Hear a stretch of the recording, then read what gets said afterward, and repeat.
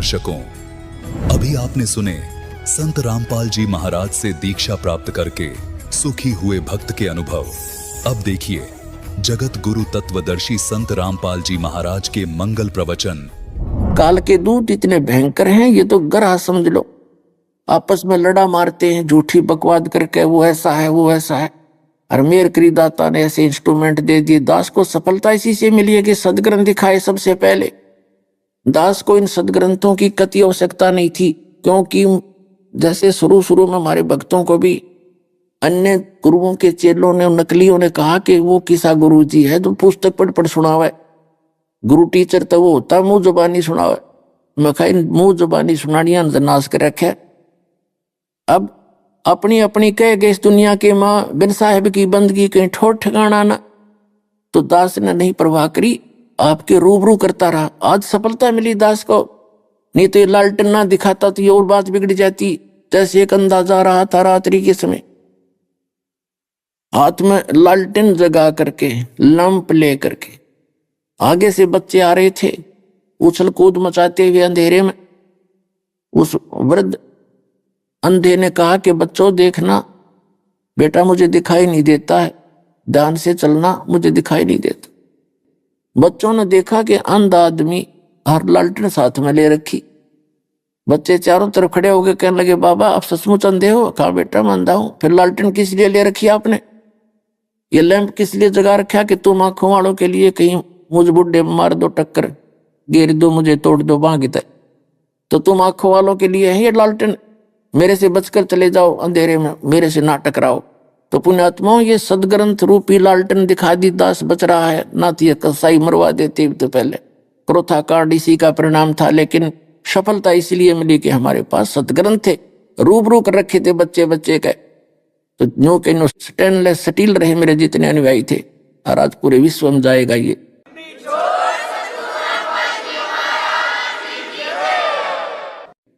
अब देखिएगा ये श्रीमद देवी भागवत देखिएगा, सचित्र मोटा टाइप हिंदी, गीता प्रेस गोरखपुर से प्रकाशित है। और परमात्मा चाहने वाले हिंदुओं के घरों पर यह लगभग रखी पाओगी। ये है संक्षिप्त श्रीमद देवी भागवत सचित्र मोटा टाइप, केवल हिंदी, हनुमान प्रसाद पोदार, चमनलाल गोस्वामी, और गीता प्रेस गोरखपुर से प्रकाशित है। इसके 123 पृष्ठ पर पढ़ने पर्याप्त है। 123 पृष्ठ, तीसरा स्कंद, संक्षिप्त देवी भागवत। तुम शुद्ध स्वरूपा हो, यह सारा संसार तुम ही से उद्भासित हो रहा है। मैं ब्रह्मा और शंकर हम सभी तुम्हारी कृपा से विद्यमान हैं। हमारा आविर्भाव माने जन्म, तिरोभाव माने मृत्यु हुआ करता है। हमारा तो जन्म मृत्यु होता है, केवल तुम ही नित्य हो, जगत जननी हो, प्रकृति और सनातनी देवी हो। भगवान शंकर बोले यदि भगवान विष्णु तुमसे प्रकट हुए हैं तो उनके बाद उत्पन्न होने वाले ब्रह्मा भी तुम्हारी बालक हुए, फिर मैं तमोगुणी लीला करने वाला शंकर क्या तुम्हारी संतान नहीं हुआ? अर्थात मुझे भी उत्पन्न करने वाले तुम ही हो। शिवे, संपूर्ण संसार की सृष्टि करने में तुम बड़ी चतुर हो। शिवे, शिवे भी कहा इसको। इस संसार की सृष्टि, स्थिति और संहार में तुम्हारे गुण सदा समर्थ हैं। उन्हीं तीनों गुणों से उत्पन्न हम, तीनों गुणों, रजगुण ब्रह्मा, सतगुण विष्णु, तम गुण शिव जी, उन्हीं तीनों गुणों से उत्पन्न हम ब्रह्मा, विष्णु एवं शंकर नियमानुसार कार्य में तत्पर रहते हैं। अब इससे 4 कंसेप्ट क्लियर हो गए। नंबर 1, ब्रह्मा विष्णु महेश नासवान है, और नंबर 2, दुर्गा इनकी माता है। नंबर 3, प्रकृति दुर्गा को कहते हैं, और नंबर 4, रजगुण ब्रह्मा, सतगुण विष्णु, तमगुण शिव जी, और नंबर 5 कि ये केवल आपको वर्क डन दे सकते हैं, नियमित कार्य। जैसे आपके नियमित में, आपके संस्कार में दुख है तो दुख मिलेगा, सुख है तो ये सुख दे देंगे, इसमें कोई परिवर्तन नहीं कर सकते। आप सुना भी करते थे एक लोकवेद गीत, लोकगीत कि जैसे कर्म करेगा वैसे फल देगा भगवान। और यू है गीता का ज्ञान। गीता का ज्ञान तो दास बताओगा, वो है गीता का ज्ञान तो ये भगवान इतने ही थे, ये जैसा कर्म करा वैसा ही दे सकते हैं। लेकिन यदि हमारे संस्कार में दुख है और वो दुख है निवारण नहीं हुआ, तो भक्ति में रुचि कैसे बनेगी प्राणी की? वो भक्ति कर ही नहीं सकता।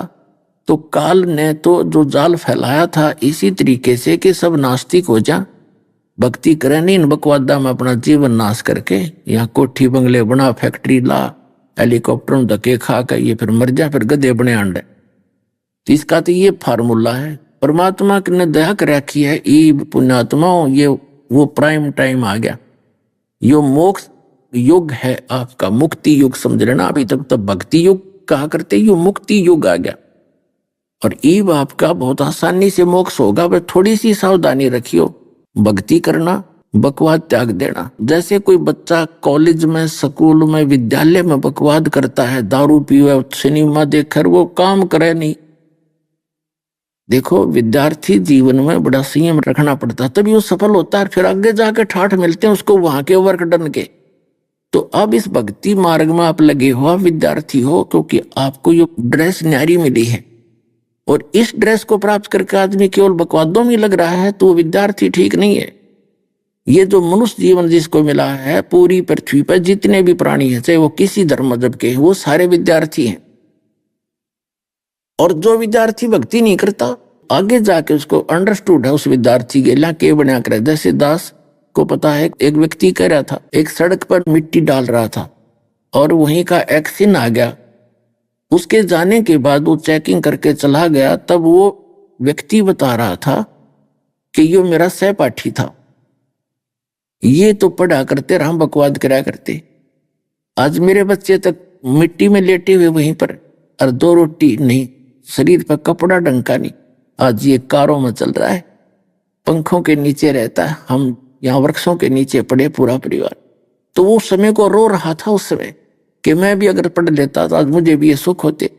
तो पुण्यात्माओं, ऐसे पछताना पड़ेगा आप जी ने, जब भक्ति नहीं करी, मनुष्य जीवन को बर्बाद करके गधे कुत्ते बने का, फिर आपने नो पछताना पड़ेगा। कोई बालका का चला खेल नहीं, हमारा कोई दादालाई काम नहीं था, परमात्मा ने विशेष रजा बख्शी है दास पे, और ये विशेष से काम सौंपा है। और रजा परमात्मा की, दास ने भी सिर धड़की बाजी ला के इसको सफल करने की जितनी जीव की ताकत होती है अपनी पूरी कोशिश की है, और आज ये सफल हुआ है। रजा कबीर भगवान की है, आपके ऊपर मेहर है।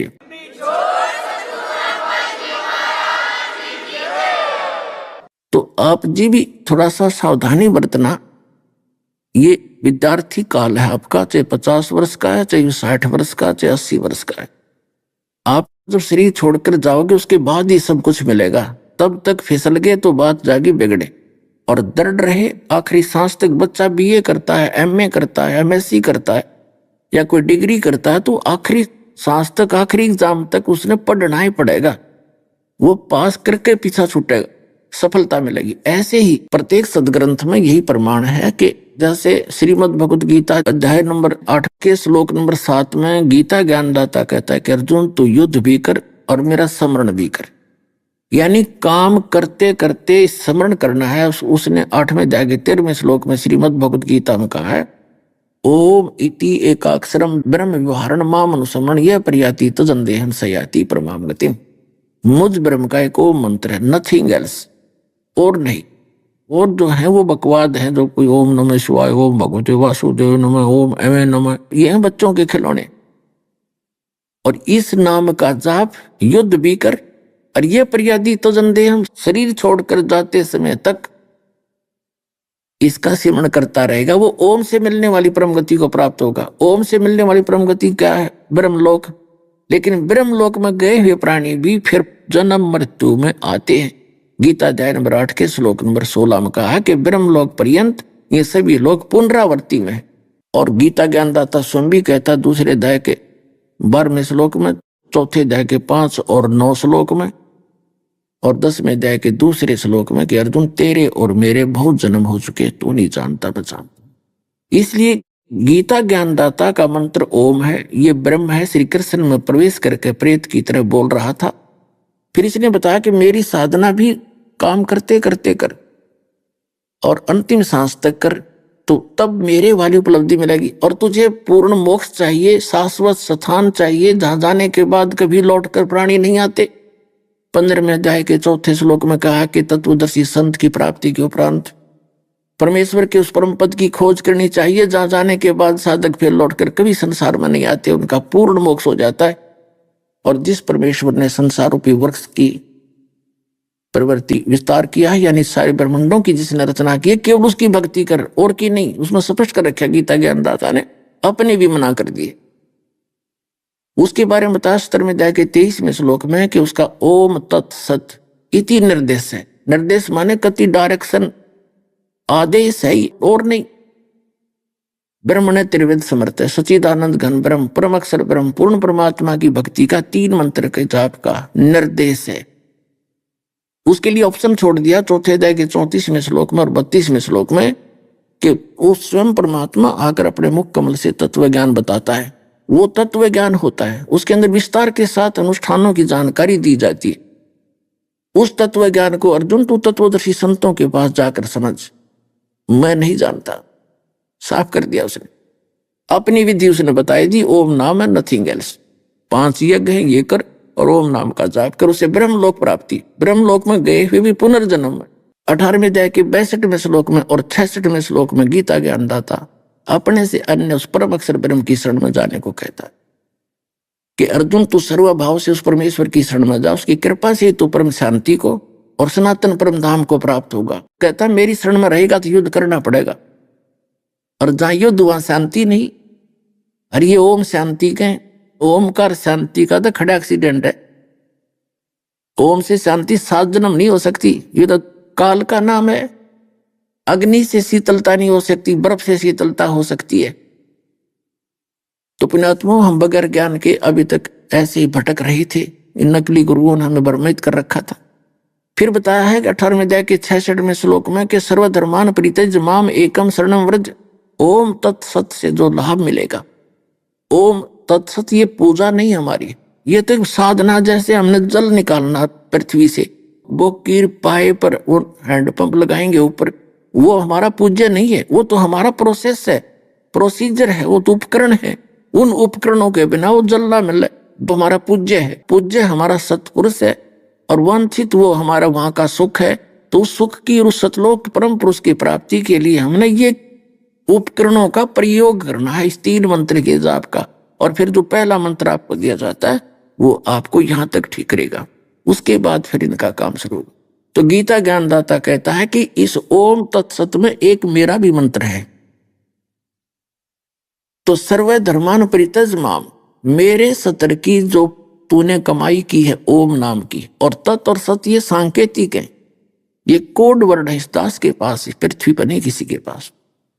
तो कहती ओम नाम का जाप तो मुझे छोड़ देना। हम क्या करते रहे पहले, ओम नाम का जाप और ये 500 यज्ञ करके हम ऊपर के लोकों में ब्रह्मलोक में चले जाते। इसने वहां एक नकली सतलोक, ब्रह्मलोक में नकली अलखलोक, अगमलोक, अनामी लोक तक की रचना झूठी कर रखी है हमें मूर्ख बनाने के लिए, और हमारी पूंजी का वहां नाश करवा देता ज्यादा सुख सुविधाएं दे करके।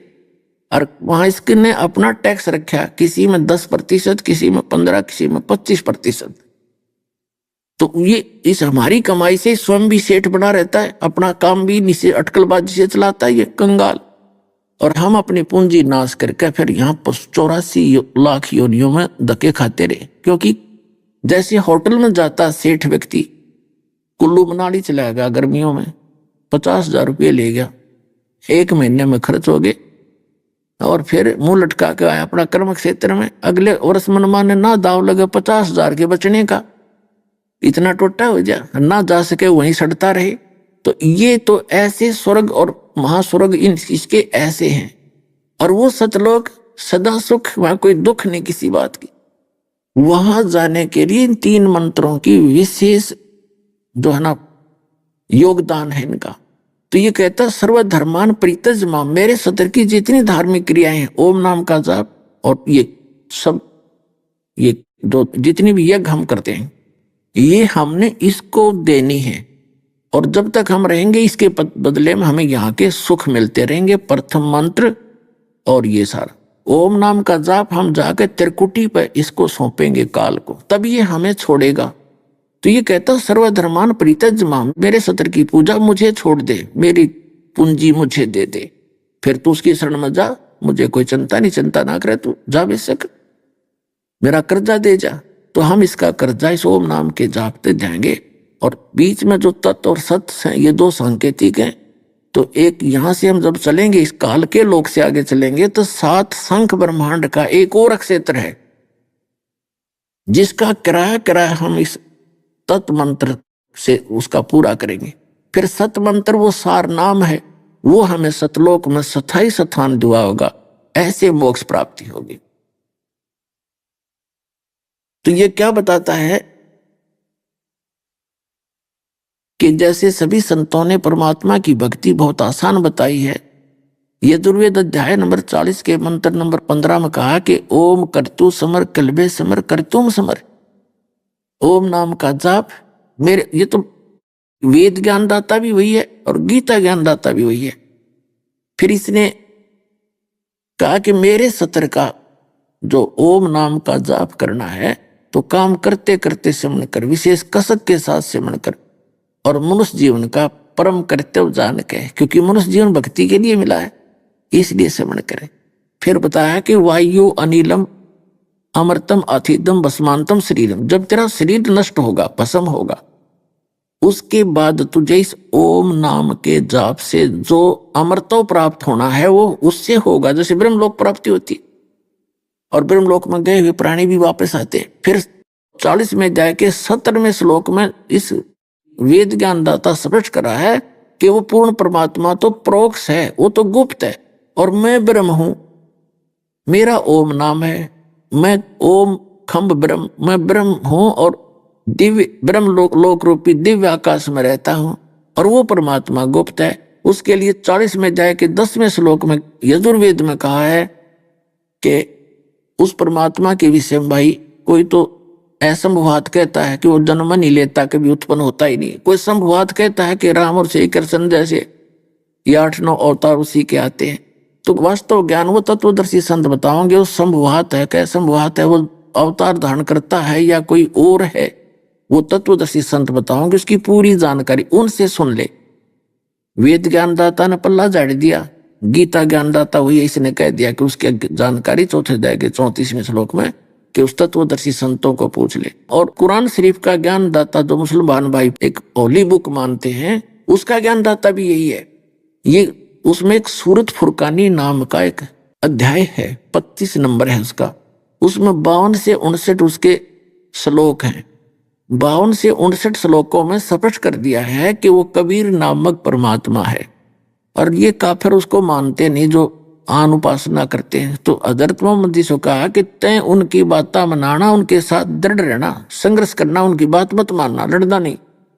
और ये वही है जिसने 6 दिन में सृष्टि रची, 7वें दिन तख्त पर जावे राजा। और ये आपने बंदों के गुनाहों से खूब खबरदार है, ये पाप नाशक है, सबको सुख देने वाला है, और उसकी खबर किसी बाखबर से पूछो। तो वो कुरान शरीफ का ज्ञानदाता भी उस पूर्ण परमात्मा अल्लाह अकबर से परिचित नहीं है। तो परमात्मा कबीर जी ने कहा था, मेरे साथ 2 भाई, मैंने सब जग भूला पाया, सारी सृष्टि भूली पाए, किसी को भी ज्ञान नहीं। जिन सदग्रंथों को सरोधार्य कर आज तक हम पढ़ रहे थे, उन्हीं का उनको ज्ञान नहीं। तो दया करी इस दास पे और मेहर करी आपके ऊपर, आप तक यू ज्ञान पहुंचाना था। न तो पुण्यात्मा कोई ना समझे, जो ये सदग्रंथ, ये उपकरण आपके सामने ना होते तो आप क्लियर दिखा देता दास, ये देखो ये यहाँ लिखा। फिर घर जाकर देखते हो सबके सदग्रंथ सबके घर उपलब्ध है, जिनको भगवान चाहिए, नहीं तो बाजार में उपलब्ध है आज तक, उनसे मिला लेते हैं। तो उसका परिणाम आप देख रहे हो, उमड़ उमड़ कर आ रहे हैं भगत परमात्मा के बच्चे। हम युगों से भटक रहे हैं उसके लिए जो आज आपको मिलने जा रहा है भक्ति युग में।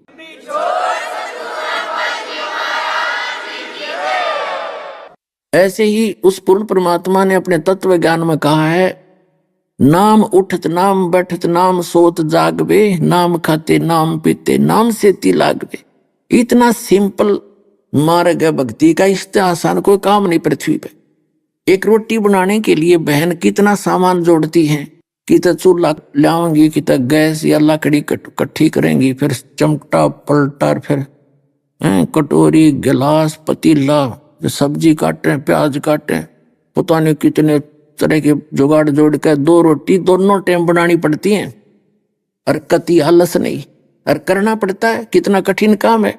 और कमाने के लिए कोई मजदूरी कर रहा है, कोई खेतों में अपना खेती कर रहा है, कोई दुकान पर सारा दिन मेहनत कर रहा है, कोई अपनी नौकरी पे कर रहा है, कोई कहीं कर रहा है। तो 1-2 रोटी के लिए, एक पेट के लिए और आत्म कल्याण के लिए कुछ भी ना करना, इसी काम में करते करते उस मालिक को याद रखे। इसमें तो नो उठाकर चीज नो भी ना धरनी, इधर से उधर भी ना करनी, जीव भी ना हलानी, इतना आसान काम। और हम डले डोन पर ला दिए, खड़े होकर तब करो, कोई एक टांग पर खड़ा होकर तब कर रहा है, कोई व्रत रखा है, कोई उड़ पेट पलनिया घूम रहा है। चलो पेट पलनिया भी घूम ला जाके तो वस्तु मिलती हो तो हमने तो मार्ग ही गलत था, हमारा प्रोसेस ही गलत था, विधि ही गलत थी, वस्तु मिले कैसे। तो अब आपके ऊपर मेहर कर दी दाता ने। कहते हैं कबीर साहब ने कहा कि 9 मन सूत उलझिया, 9 मन सूत उलझिया, ऋषि रहे जखमार, और सतगुरु ऐसा सुलझा दे उलझा दूजी बार। ये 9 मन सूत उलझा रखा था इन अज्ञानियों ने।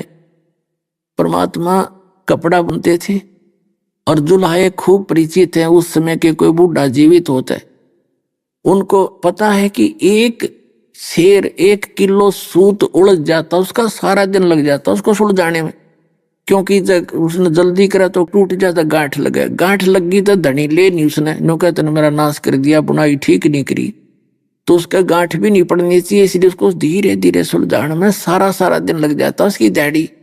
तो परमात्मा कहते न तो 9 मन सूत उलझा कर डाल रखा, आप अपनी दत्त कथा सुना के 9 मन सूत उलझिया, ऋषि रहे जखमार, और सतगुरु ऐसा सुलझा दे उलझा न दूजी बार। अब अध्यात्म मार्ग ऐसा सुलझा दिया है, इस कलयुग में नहीं उलझेगा भक्ति, कोई करियो चाहे ना करियो।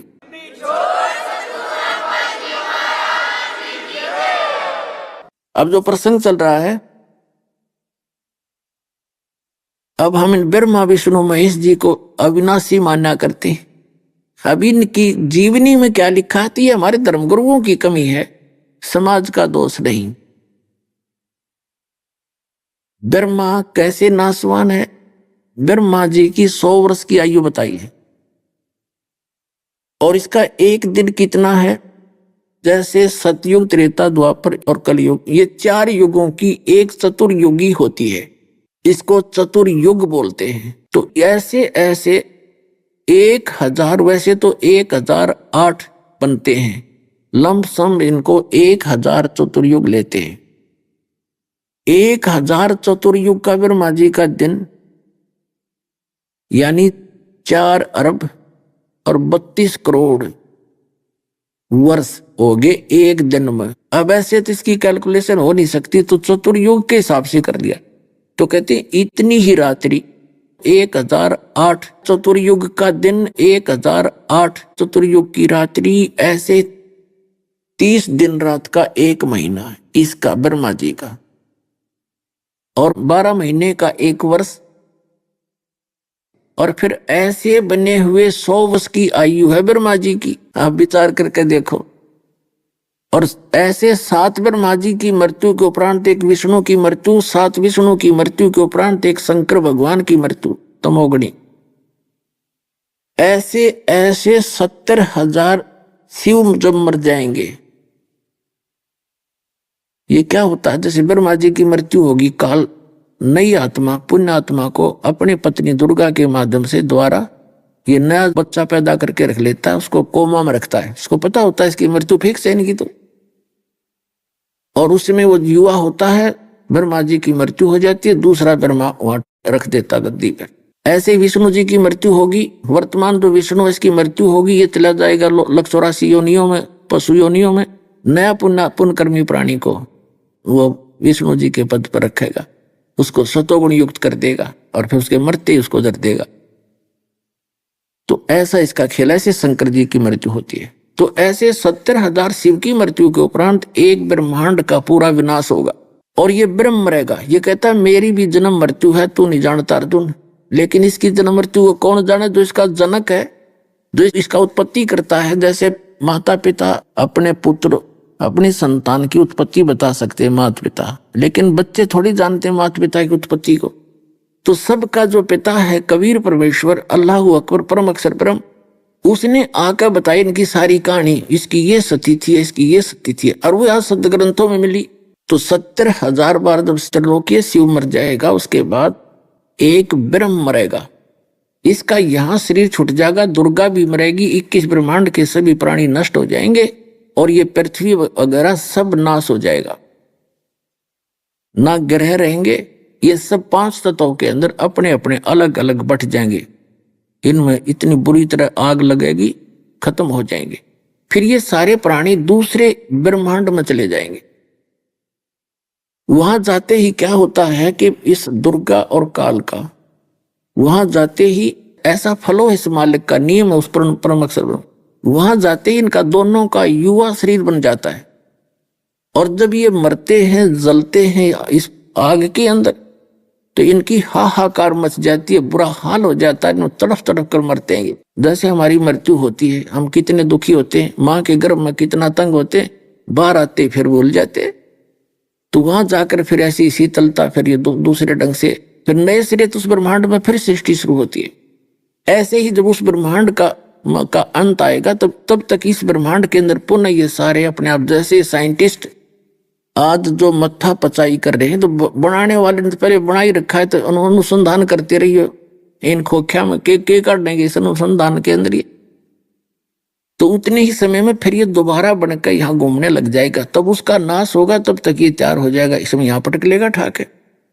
तो ऐसे इसकी सृष्टि चलती रहती है। ये विज्ञान तो वहां तक करोड़ जन्म नहीं जा सकती, जो भगवान ने बता के इतिहास में रख रखी है, कोई समझने वाला होता है। तो क्या होगा, अब जैसे एक ब्रह्म की मृत्यु हुई, जितने पीरियड में, वो एक युग हो गया अक्षर पुरुष का। पुण्यात्माओं, जैसे श्रीमद् भगवद गीता अध्याय नंबर 15 के श्लोक नंबर 16 और 17 में 3 पुरुष बताए। पुरुष माने प्रभु, स्वामी, 3 स्वामी हैं। जैसे सर पुरुष 21 ब्रह्मांड का स्वामी, अक्षर पुरुष 7 संग ब्रह्मांड का स्वामी, और परम अक्षर पुरुष, परम अक्षर ब्रह्म, वो असंग ब्रह्मांड का ओवरऑल कंट्रोलर है। अब देखिएगा, श्रीमद् भगवद गीता जयदयाल गोविंद का इसके अनुवादक हैं, गीता प्रेस गोरखपुर से प्रकाशित है। अध्याय नंबर 15, पंचदश अध्याय। यहां से देखिए, संस्कृत अच्छी तरह समझ में आएगी। दिवौ इमौ पुरुषौ लोके, इस लोक में 2 पुरुष हैं, 2 परमात्मा हैं, एक सर पुरुष, एक अक्षर पुरुष। इस पुरुष को हम यहां दोनों जगह लगा देंगे, सर पुरुष और अक्षर पुरुष। और इसी प्रकार नासवान, सरकार तो होता नासवान, अक्षर होता विनाशी। सर्वाणी भूतानि कटुष्ट अक्षर उच्यते। इसका अर्थ यह बनता है कि इस लोक में, मिट्टी वाले पृथ्वी वाले लोक में, जो नासवान स्थिति के लोक हैं, अक्षर पुरुष और सर पुरुष के, इसमें 2 पुरुष हैं इस लोक में, सर पुरुष और अक्षर पुरुष। अभी आपने सुने संत रामपाल जी महाराज के मंगल प्रवचन। आइए अब सुनते हैं संत रामपाल जी महाराज से नाम दीक्षा लेकर सतभक्त